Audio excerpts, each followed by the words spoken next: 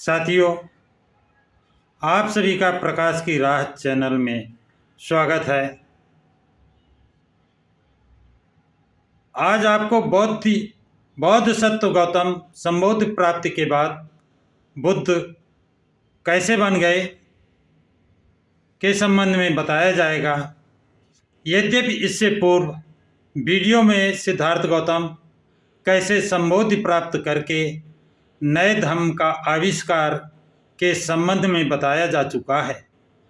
आज आप सभी लोगों को बताया जाएगा कि बोधिसत्व प्राप्त सिद्धार्थ गौतम के बाद बुद्ध कैसे बन गए। तो साथियों, आप सबको मालूम है कि ज्ञान प्राप्ति के पहले सिद्धार्थ गौतम केवल बोधिसत्व थे। बोधिसत्व के बाद ही वो बुद्ध बने। अब आपकी जिज्ञासा होगी कि बोधिसत्व कैसे और क्या होता है, इसलिए जिज्ञासा शांत करना भी आवश्यक है।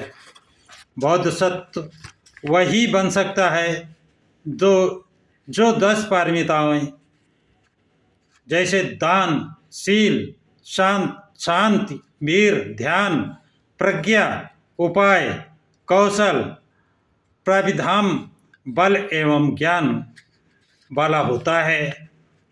दूसरे शब्दों में कहा जाए तो 10 पारमिताएं पूर्ण करना आवश्यक होता है। अब आपके मन में सवाल आ रहा होगा कि बोधिसत्व कैसे बुद्ध बनता है। तो साथियों, बोधिसत्व को लगातार 10 जीवन चरणों तक बोधिसत्व रहना पड़ता है। बुद्ध बनने के लिए एक बोधिसत्व को क्या क्या करना होता है, यह भी जानना आवश्यक है। तो आइए इसे भी जानते हैं। बोधिसत्व बनने के लिए आवश्यक है कि वो अपने प्रथम जीवन चरण में वह मुदिता मतलब प्रसन्नता प्राप्त करता है। जैसे सुनार सोने चांदी के मैल को दूर करता है, वैसे ही एक बोधिसत्व अपने चित्त के मैल को दूर करके इस बात को स्पष्ट रूप से देखता है कि जो भी आदमी पहले प्रमादी रहा हो, लेकिन यदि वो प्रमाद मतलब नशा को त्याग कर देता है तो वो बादल मुक्त चंद्रमा की तरह इस लोक को प्रकाशित करता है। जब उसे इस बात का बोध होता है तो उसके मन में मुदिता मतलब हर्ष, खुशी उत्पन्न होती है और वह उसके मन में सभी प्राणियों का कल्याण करने की तीव्र इच्छा उत्पन्न होती है। दूसरे चरण में वह विमला मतलब शुद्ध और स्वच्छ पवित्र भूमि को प्राप्त होता है। बोधिसत्व अब काम वासना से सर्वथा मुक्त हो जाता है। वह कारुणिक जिसे देखकर मन में दया उत्पन्न होता है, वो सभी के प्रति कारुणिक, उसके दिल में सबके प्रति दया उत्पन्न होती है। वो न तो अवगुणों को बढ़ावा देता है और न ही गुणों को घटाता है। अपने तीसरे जीवन चरण में वो प्रभाकारी मतलब दीप्त प्रकाश, चमक, आभा, सौंदर्य भूमि प्राप्त करता है। इस समय बोधिसत्व ही प्रज्ञा दर्पण के समान स्वच्छ हो जाती है। वह अनात्म आत्मा या चैतन्य रहित जड़ पदार्थ और अनित्यता अस्थायी होने की अवस्था, उदाहरण स्वरूप जीव और जगत की अनित्यता सर्वविदित है। संसार की क्षणभंगुरता के सिद्धांत को पूरी तरह से समझ लेता है। और हृदयगम मतलब मम स्पर्शी, दिल को लगने वाला, भाव से भरा हुआ, हृदय को प्रभावित करने वाला कर देता है। उसकी एकमात्र आकांक्षा उच्चतम प्रज्ञा, बुद्धि, समझदार प्राप्त करने की होती है। इतना ही नहीं, इसके लिए सब कुछ त्यागने के लिए तैयार रहता है। अपने चौथे जीवन चरण में वो अचरस्मती प्रभा की बुद्धिमत्ता मानव जीवन पर प्रभाव भूमिका प्राप्त करता है। इस जीवन चरण में बोधिसत्व अपना सारा ध्यान अष्टांगिक मार्ग मतलब सम्यक दृष्टि, सम्यक संकल्प, सम्यक वचन, सम्यक कर्म, सम्यक आजीविका, सम्यक व्यायाम और सम्यक स्मृति और सम्यक समाधि पर लगाता है। साथ ही साथ 4 सम्यक व्यायामों, सम्यक वाक, हानिकारक बातें और झूठ न बोलना, सम्यक कर्म, हानिकारक कर्म न करना और सम्यक जीविका, कोई भी स्पष्टता या अस्पष्टता, हानिकारक व्यापार न करना, सम्यक व्यायाम, अपने आप सुधारने की कोशिश करना, 4 प्रकार के प्रयत्नों तथा 4 प्रकार के रिद्धि बलों और 5 प्रकार के शीलों पर केंद्रित रहता है। 5वें जीवन चरण में वो सदुचर्या जीवन में दृढ़वत्ता, जिसे जीवन जीतना बहुत मुश्किल भूमि को प्राप्त करता है।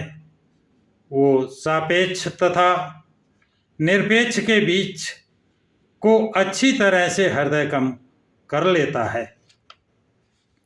अपने 6वें जीवन चरण में वो अधोमुखी, नीचे को मुंह या उभरा हुआ भूमि को प्राप्त होता है। अब इस अवस्था में चीज़ों के विकास, उनके कारण 12 निदानों को हृदयगम मर्म स्पर्शी करके बोधिसत्व की पूरी तरह से तैयार हो जाता है। और यह अधोमुखी नामक विज्ञान उसके मन में सभी अविद्याग्रस्त प्राणियों के लिए असीम करुणा का संचार करता है। अपने 7वें जीवन चरण बोधिसत्व दूरगमा एकाकारता भूमि को प्राप्त करता है। अब बोधिसत्व देश काल के बंधनों से परे हो जाता है। वो अनंत के साथ एक हो जाता है, किंतु अभी भी वो सभी प्राणियों के प्रति करुणा का भाव रखने के कारण नाम रूप बनाए रखता है। वह दूसरों से इसी बात से पृथक होता है कि अब उसे संसार की भाव तृष्णा उसी प्रकार स्पर्श नहीं करती जिस प्रकार पानी किसी कमल के पत्तों को। वह प्राणियों की तृष्णा को शांत करता है। वह दानशील होता है, वो क्षमाशील होता है, वो दान, धैर्य, व्यवहार, कुशलता, शांति, बुद्धिमत्ता और उत्कृष्ट प्रज्ञा से युक्त होता है। अपने जीवन में वह धर्म का जानकार होता है, लेकिन लोगों के सामने वह उसे इस दृढ़ से प्रस्तुत करता है कि लोग जो समझ सकें। वो जानता है कि उसे कुशल तथा धैर्यवान होना चाहिए। दूसरे लोग उसके साथ कैसा भी व्यवहार करें, वो समता भावना के साथ उसे सहन करता है, क्योंकि वो जानता है कि अज्ञान के कारण ही वो उसके प्रयोजन को ठीक से नहीं समझ पा रहे हैं। इसके साथ साथ वह दूसरों के कल्याण की दिशा में किए गए अपने प्रयास से तनिक भी शिथिलता नहीं आने देता और न ही वह अपने चित्त को प्रज्ञा से दूर होने देता है। इसलिए विपत्तियां उसे सुमार्ग से कभी नहीं हटा सकती हैं। अपने 8वें चरण में वह अचल हो जाता है। अचल अवस्था अथवा स्थिरता में बोधिसत्व को कोई प्रयास नहीं करना पड़ता। वह स्वेच्छा से अच्छाई का पालन करता है। वह जो भी करता है उसमें सफल होता है। अपने 9वें जीवन चरण में वो साधमती भूमि को प्राप्त हो जाता है। वह ऐसी अवस्था स्थिति है जिसमें वो अंतर्धान हो जाता है और सभी धम्म या प्राणियों को सब दिशाओं की गहराई से जान लेता है। वह समय की सीमाओं से परे हो जाता है। अपने 10वें जीवन चरण में बोधिसत्व धम्म मेघा बन जाता है। उस बोधिसत्व को बुद्ध की दिव्य दृष्टि प्राप्त हो जाती है। बोधिसत्व इन 10 बलों भूमियाँ को प्राप्त कर लेता है जो बुद्ध होने के लिए आवश्यक है।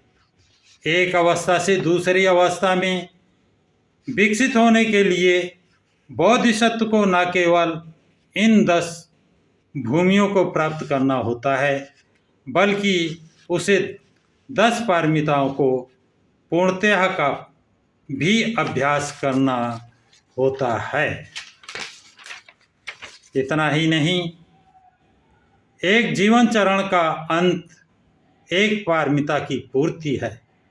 पारमिताओं में विशेषज्ञता का एक अवस्था से दूसरी अवस्था में चलना आवश्यक है।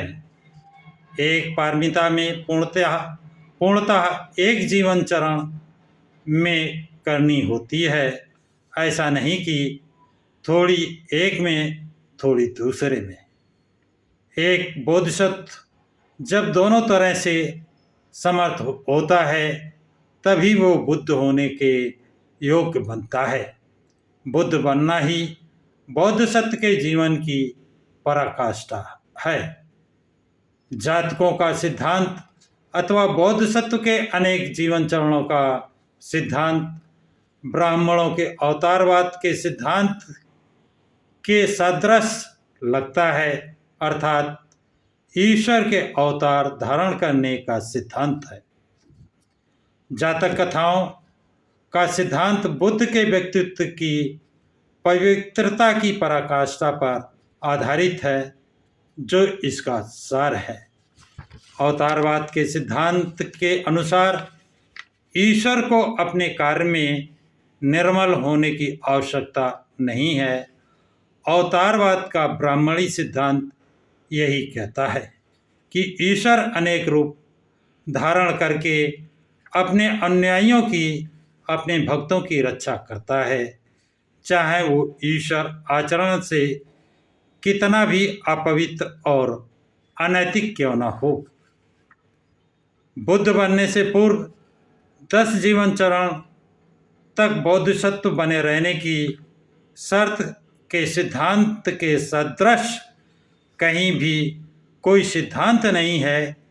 कोई भी दूसरा धम्म अपने संस्थापक का ऐसी परीक्षा के लिए आह्वान नहीं करता है। तो साथियों, आज की जानकारी बस इतनी ही। यदि ये जानकारी आपको अच्छी लगी हो तो निश्चित रूप से लाइक, शेयर और सब्सक्राइब करें। आगे इसके विषय में बुद्ध और उनके वैदिक ऋषियों से क्या वार्ता होती है बताया जाएगा। लगातार देखते रहें। सभी साथियों को जय भीम, नमो बुद्धाय, जय संविधान।